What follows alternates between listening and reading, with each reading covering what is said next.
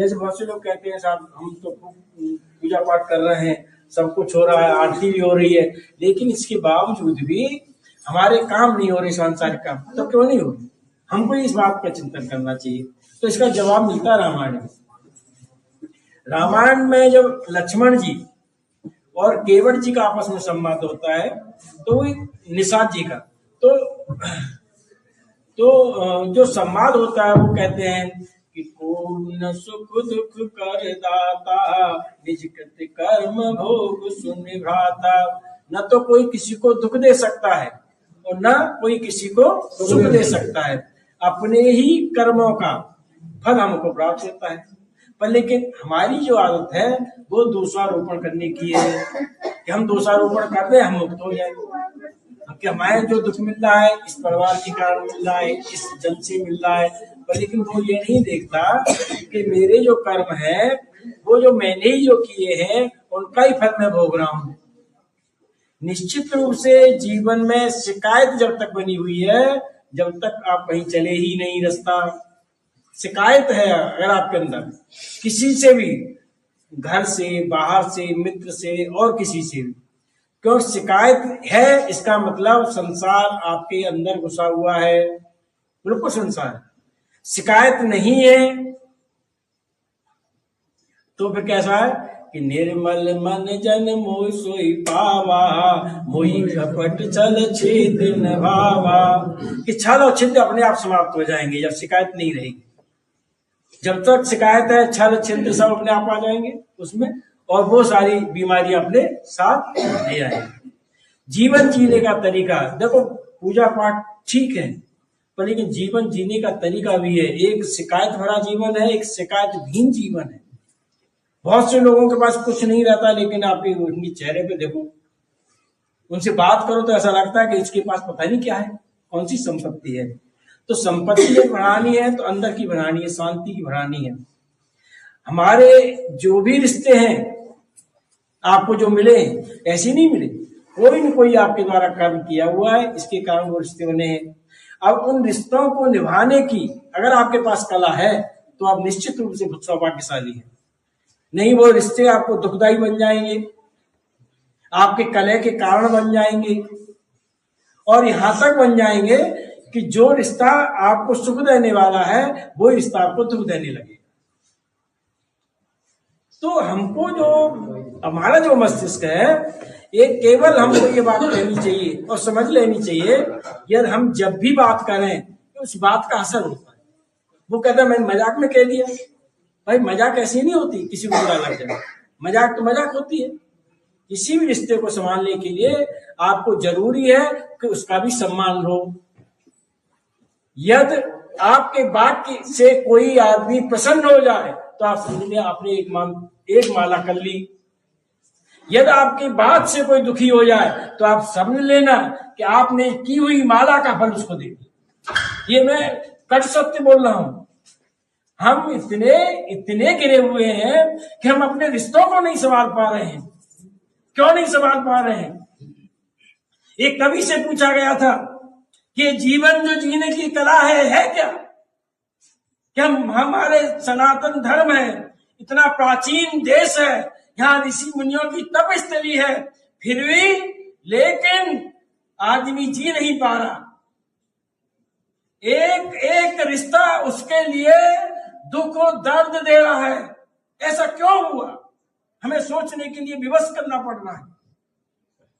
हम एजुकेटेड हो गए, हमने बहुत सारी डिग्रियां ले ली, तो लेकिन वो डिग्री नहीं ली कि हमारे घर में शांति कैसी बनी रहे, हमारे घर में भाई भाई में प्रेम कैसे बना रहे, हमारे माँ बाप का आदर कैसे हो, हमारी अगर कोई पत्नी है उसका सम्मान हम कैसे लौटाएं, यदि हमारी कोई बहू आई है तो हम उसको कैसे सम्मान दें, हम कैसे उसको अपने घर गृहस्थ में डालें, ये हम भूल गए। और उसी भूल का परिणाम यह हुआ कि आज जो है आप देखिए हर परिवार में विरक्ति है। भाई भाई से बात नहीं कर रहा, बहन बहन से बात नहीं कर रही, और यहाँ तक कि अपने ही बच्चे जो आपने पाले हैं वो आपके मुंह पर थूक कर चले जाते हैं।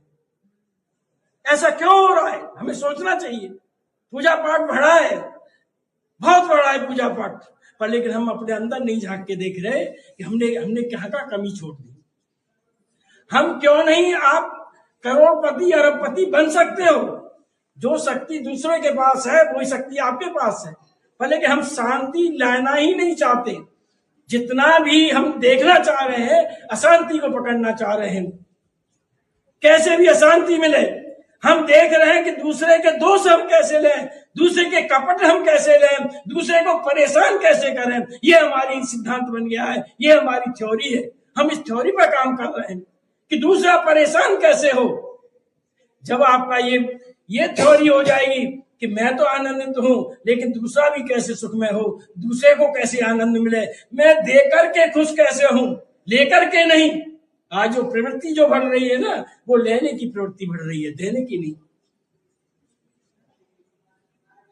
एक कवि ने कहा था, क्या हार में क्या जीत में किंचित नहीं भयभीत में। अरे जब तुम सीना ठोक के कह दोगे या मुझे हार भी मिल जाएगी या मैं जीत भी जाऊंगा तो भी मुझे कोई चिंता नहीं, लेकिन क्या हार में क्या जीत में किंचित नहीं भयभीत में, और जिंदगी पथ में जो भी मिला ये भी सही वो भी सही। जब तुम हार स्वीकार कर लोगे अपने जीवन में तो समझ लेना आप मनुष्य बन गए, आप मानव बन गए। आप घबरा जाते हो थोड़ी थोड़ी परेशानियों को देख करके, क्यों? अरे ये शरीर है, ये मानव का शरीर है, आप आत्म स्वरूप हो, ईश्वर के अंश हो। हमारे ग्रंथ कहते हैं, तुम लोगों को भी पता है, ईश्वर अंश जीव अविनाशी, जीव अविनाशी है, मृत्यु से क्या भरना।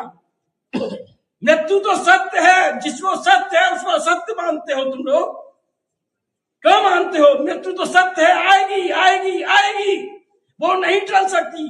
सुख आए या नहीं आए, दुख आएगा आएगा आएगा, ये जीवन का बिल्कुल तो सत्य है। जब अंधेरा है तो दिन भी है, दिन है तो अंधेरा है। किसके जीवन में आप बता दो अंधकार नहीं हुआ, किसके जीवन में बता दो कि दुख नहीं आए। आप सोचिए, यहाँ भगवान राम आए, क्या उनको नहीं दुख मिला? भगवान कृष्ण आए, क्या उनको दुख नहीं मिला? तो हम किस खेत की मूली हैं? लेकिन हम ये चाहते हैं हमारे जीवन में बिल्कुल सुखमय हो, हम जो कह दें वो सारे लोग माने। नियंत्रण की प्रवृत्ति बन गई है कि मैं कैसे नियंत्रण करूं दूसरों पर। अरे तुम नियंत्रण करना ही चाहते हो, अपने आप पर करो, आप अपने क्रोध पर करो, आप अपने लोभ पर करो, आप अपने मोह पर करो। उस प्रवृत्ति पर तो आप ध्यान नहीं देते, लेकिन जब भी बात होती है हम दूसरों पर नियंत्रण की सोचते हैं। ये सोचते हैं वो ऐसा कर ले, वो सोचते हैं हम ऐसा कर ले। धिक्कार। तुम क्या सोचते हो कि ये जीवन चला जाएगा, फिर आपको यहीं आना पड़ेगा और इसी मृत्युलोक में फिर इसी जठरे अग्नि जठरम, फिर जठर में आना पड़ेगा, मलमूत्र में रहना पड़ेगा और फिर यही गंदगी आपको सहन करनी पड़ेगी अगर आप भी नहीं सुधरे। सुधरना अगर चाहते हो अपने आप को पहचानो, जो आप दे सकते हो वो दो, क्यों कंजूस बने हुए हो? जब देने में तुम्हारा और गरीबी नहीं अमीरी आती है। जिस दिन तुम देना सीख जाओगे अमीरी तुम्हारे द्वार पर खटखटाएगी। जब तुम चोरी करने लगते हो तो समझ लेना कि आपके लिए वो दिन दूर नहीं कि जहाँ खाना भी नसीब नहीं होगा।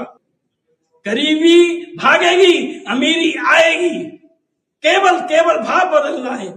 और इसी भाव का मैं बताऊं, ये साक्षी है, ये मेरे बाबा साक्षी है। सारे देवता लोग राक्षसों से दुखी होकर त्रस्त होकर जाने लगे।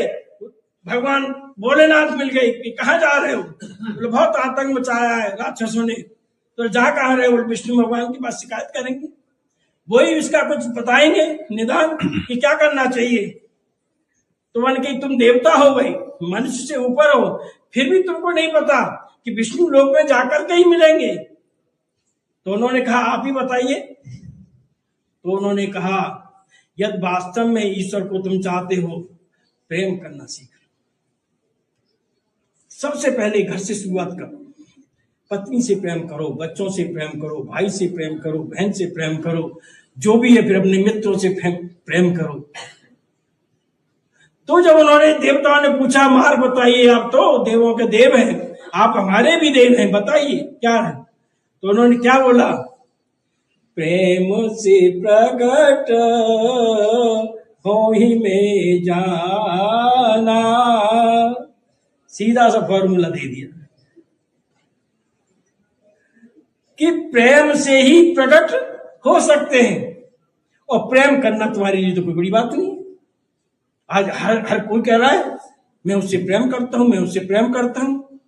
अब कर रहा है कि नहीं कर रहा है पता नहीं। अहिंसा क्यों बढ़ रही, हिंसा इतनी हो रही। तो क्या सूत्र दिया? प्रेम का।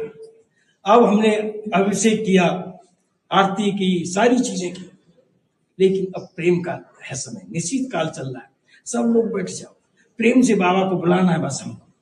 अगर आंखों में आंसू आए तो आने दो, अगर रोने को जी करे तो रो, लेकिन प्रेम से उनको बोलो कि मुझे कुछ नहीं आता, ना वो बुद्धि आ रही है, ना मंत्र आ रहा है, ना कोई स्तुति आ रही है, केवल आपको आवाज हमको दे रही है। आओ हम सब मिलकर उनको आवाज दें, बैठ सकते।